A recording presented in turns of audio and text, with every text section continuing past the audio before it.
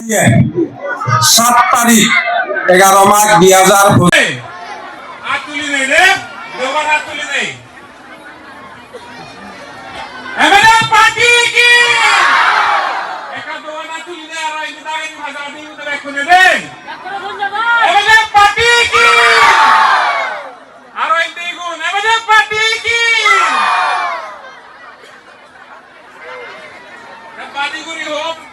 সঙ্গে তো हम दे नागान दे तुम्हारा जोर नेता তোমার বামত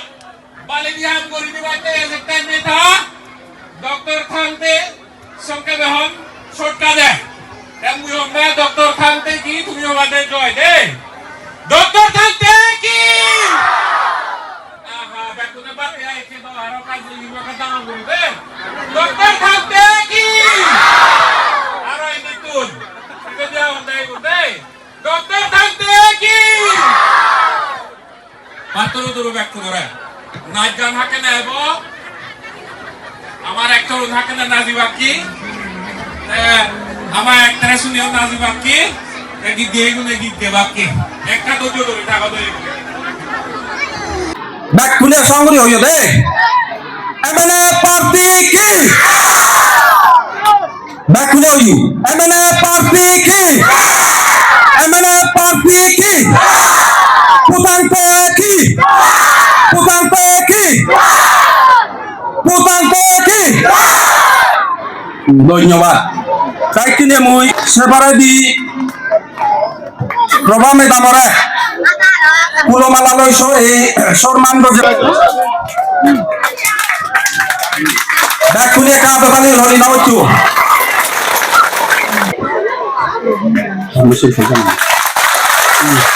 ব্যাগ খুলে আটো তালি দিব সেবারে দি ব্যাগ খুলে আটো তালি দিব 서예전 hello hello 물어봤다.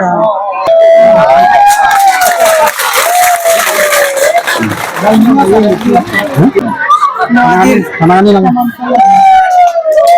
CRDC tung juroni Chakma kata alade CRDC MDC Danggu Hemanto Larma Hehe atak ta ka chuan goindi a hian ka next minister ku robot romo he a phela hian a nei tu ni na nei ani wa hian a lomam ka tia ten program chakma when the senior leader MDC po tam loading to anya MLA tam di na alo ni boka ten when hian kutbeng ilakan do de chu pi provide handing kaise ani he gan chakma zinga kuisia leilung bian bian tanga ken nei chuna nia alo bum ke dikhop mai ten hoi ne yan kasaphat ka president ku buwa kate ten district council lama tanga mi koi mo tak tak te ten elai kan biar pun lam ka tanga tak tak tanga local mi musa ren uma ten hey kan senior advocate orang zaman ding dese ani he senior te megan din te alo mong ko mai advisor chief minister lo etonia tin hey puso kanjel secretary puso mate dan akan ko mo tang tang ha aboy ne hian ando utility kan soidore chakmato wa suihi kala rei lo me kala thiam lo ba amaro chu tam tun tham ni khe kum thum ve lo ma hem su vi chu ne soi thei ken ni si ni ti kha ka soi lo le du ni ka si ra ba तीन साल के बाद में चकमा जोगिन public meeting में कुछ मुश्किल नहीं होगा आराम से ठीक है hindi yan soi kan tum đâu lấy cái mà chỗ trong lệ hình tum xia xây đồ lấy mày tu bảo cho nên cái soi lỗ mày à tu sĩ rằng इंटों के सही थे दो ना इंग्लिश पूरा सही थे मरो चु अरोल खाए दे बरखा चुंग ले खाए दे तने उगते हैं पिजो हाँ के सही दो दे ये ने जान अलो हम कटिया ये जवाई चुंग अलो तुमकन सही दो सिंग सिमा खेती साक kan kal khom pe men special mention kan pe gokul pesi kala lova kala tong lova de la de khan hetiang bin bra de la bang ya ke tin kong sang sanga social media hangin long pi na ka ka thon to chu bang chuan min sabai ke dinga ka long pi ta se ta hai hu ni rasul le khothalo kara lai pun ama ko le an theng thei da po hi alo mong ka dit ka zet ai di ka sui do di pakhat ba chuan hei kan chi bi ri sa zom tak pulan do ma kha mani lu khan lo ka ni di ka fia si suri basara khan premin atu soi kha ai po chiang lo de o mango ka di awama hei hian pe ya khoi le li di ka sui do wa kalai khan ke ni Zoom chumi numa emene pingan sang ngai lo ni ti hiat sari emene fa hian chakma te bro te en community ko an himbe ti ka pong do ni chuan kadhul lain har sakna mai lo tin communal feeling emo keteng chok so zawa ti ase hisu apoi khoi he tha ka ti lo khot maya Cuma bangsuan membernya waktu domen kisah kok usaha kan siang terkena bikin minoriti teh pun tu deh kisah kok rakan isi agama hari ini yang siang terkena kesoi dua kan supplement terkena isi agak kisah kok singa nomor lain akan tiang supplement isi agak the rights and privilege of minorities in Mizoram as envisaged in the Constitution shall continue to be preserved and protected and social and economic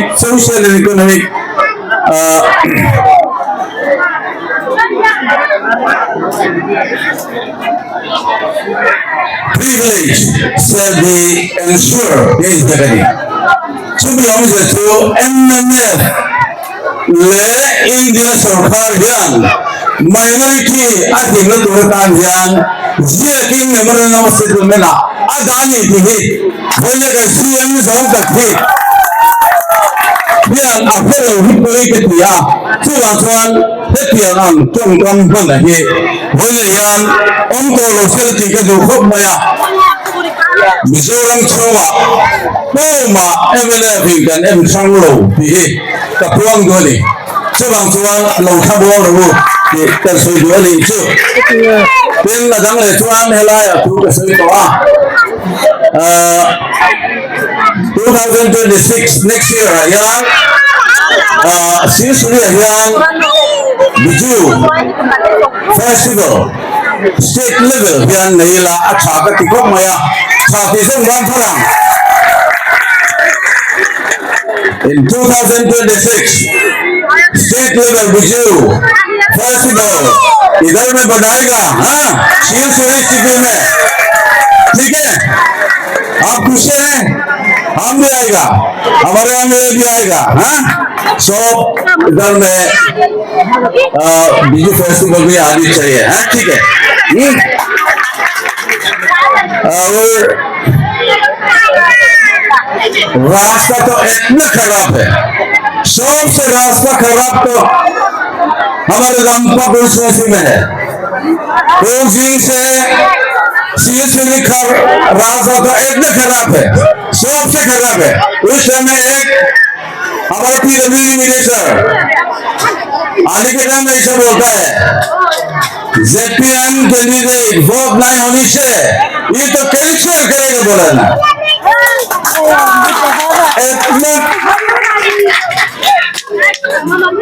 ठीक नहीं इसलिए का रास्ता तो स्टेट सरकार का पैसा नहीं है सेंट्रल का पैसा है कैंसर तब तो उन लोग का स्टेट गवर्नमेंट नहीं है इसलिए ऐसा बात बोलने से तो बहुत दिक्कत है ठीक है और एक नेशनल हाईवे जामपुईकांग, खनकांग, राजीव नगर, सिलसुरी, मरपाला, देमागिरी, कमलनगर नेशनल हाईवे। वो तो प्रपोजल तो सबमिट कर दिया। वो तो मैंने मिनिस्ट्री करने के टाइम में तो इम्पोर्टेंट हो, लेकिन ये तो हम लोग का सेंट्रल गवर्नमेंट का सैंक्शन के लिए तो अभी तो वेटिंग है। हम दिल्ली जाने के टाइम में ही तो हम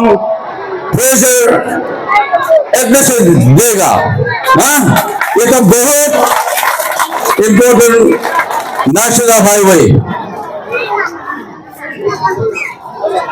ZPM सरकार तो कुछ बोल नहीं सकेगा। हाँ, हम लोग का MDA का कॉन्स्टिट्यूएंट यूनिट हमारे मेरे पार्टी है, सेंट्रल गवर्नमेंट। ZPM का बात तो इतना एक्शन नहीं होगा, हम लोग का वॉइस तो इतना वेट दे नहीं सकेगा। इसलिए ZPM सरकार तो कुछ नहीं। और